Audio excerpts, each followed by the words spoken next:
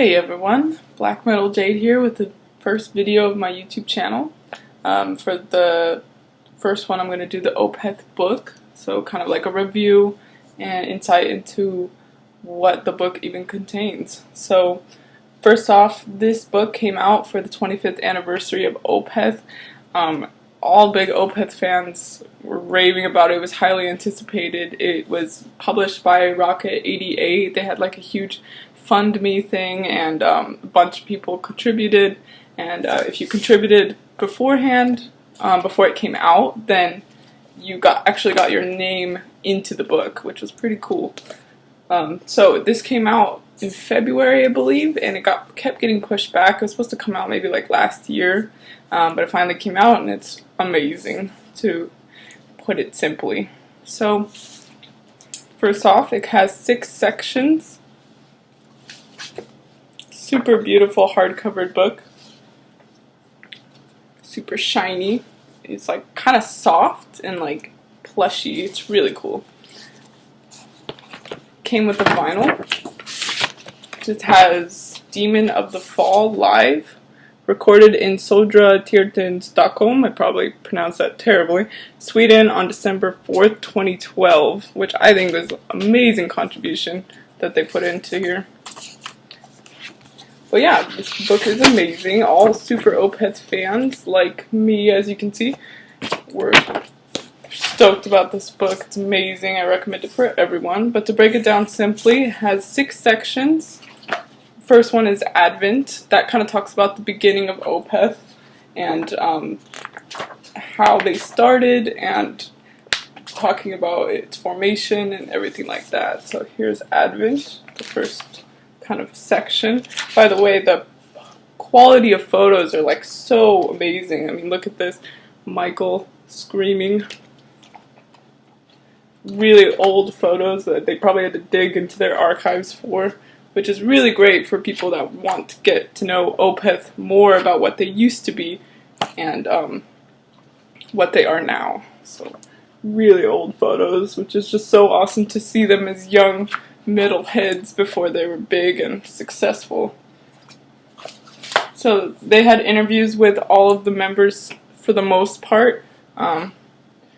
So that was a really great insight into stories and what they had to say for different eras. And the second part was Beneath the Sun. So that's kind of where one of their managers came in and really changed their path. So that was kind of around the time of Blackwater Park, and they definitely started picking up momentum in the metal scene, and that was really amazing for them. They kind of talk about their struggle and everything they had to go through to even have confidence and the urge to even continue Opeth. So definitely interesting, and they even go into more in-depth personal issues they had within the band. And so if you're ever curious and questions that were unanswered in interviews, then this is definitely the book for you. One of the cool things that they did before the book came out was they asked for fans to send in their photos, and that could be concert photos with them, and they really want to incorporate the fans into this book, which I thought was amazing. So here's a really awesome photo that a fan took. Sorry for the glare. Really beautiful. I really like how they did that, because it kind of got the fans involved and excited about the book. So the last section is called Cusp of Eternity. That's a song title off of Pale Communion. That's kind of talking about the most recent era of their band. So that's with the newer members like Frederick and their keyboardist Joachim, I think his name is. Yeah, very cool band. Some more recent photos of them. Like I said, the pages are super good quality. It's just like an amazing book to read. It's just beautiful, and it's like an Opeth storybook. I mean, it can't get any better. So you get towards more of the back, and you kind of get into the last section, which is the discography.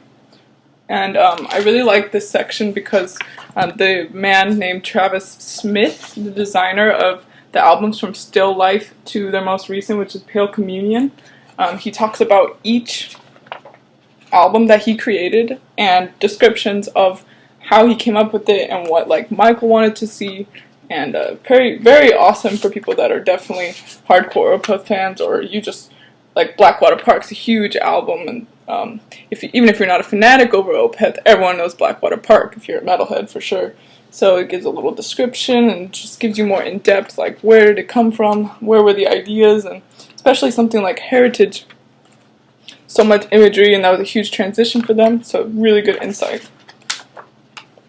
I thought this was impressive. This guy named Alexander Scotini Twist.